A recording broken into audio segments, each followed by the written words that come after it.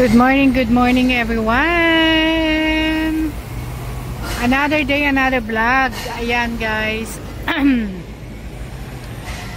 We are living here in Lamtin. Eto guys.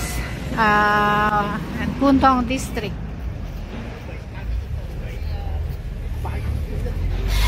Maglalakad ako guys papunta ng mall para bumili ng sabon na idagdag ko sa aking mini box.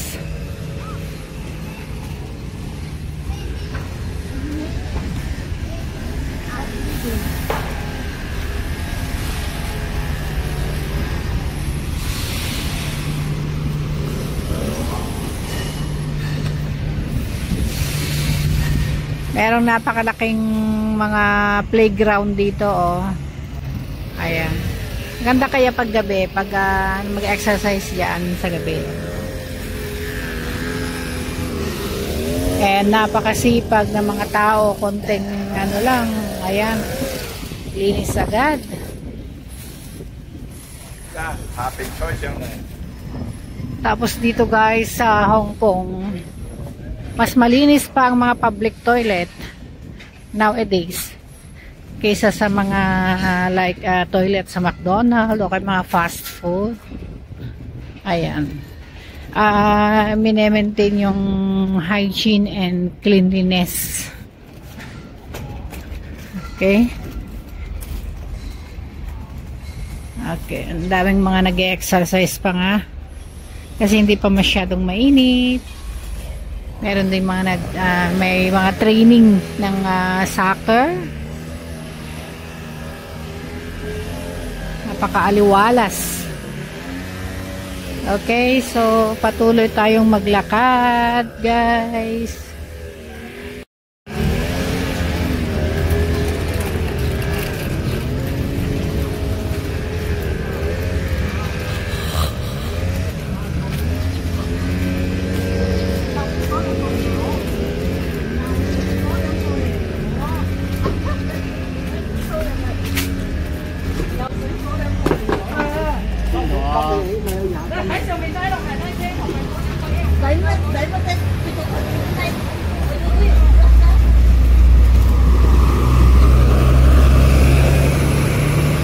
Doon sa taas yung aming building. Doon sa may bundok.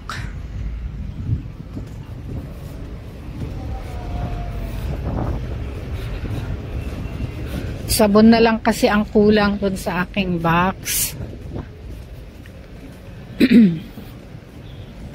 Yun kasing paborito nilang sabon na binibili ko rito, matigas-tigas siya. Eh syempre pag matigas masarap, di ba? No joke.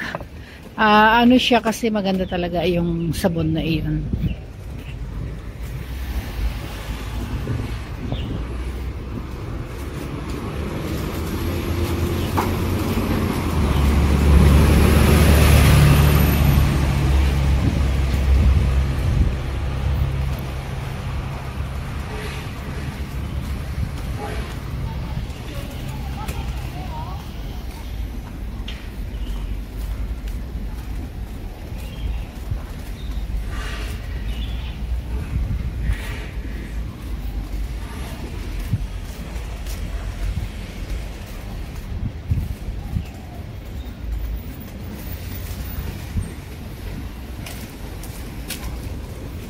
So ayan guys, malapit na tayo sa may shopping mall dito sa may Kaitin.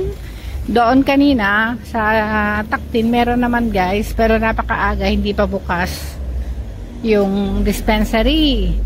Sa dispensary kasi guys, mas mura ang mga paninda kaysa sa katulad ng Watson o kaya Manning's store.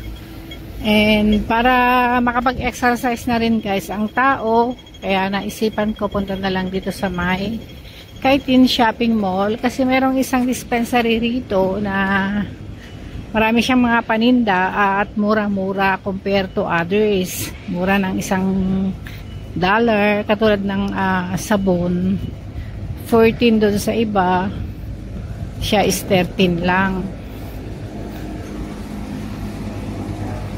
So narito na tayo guys.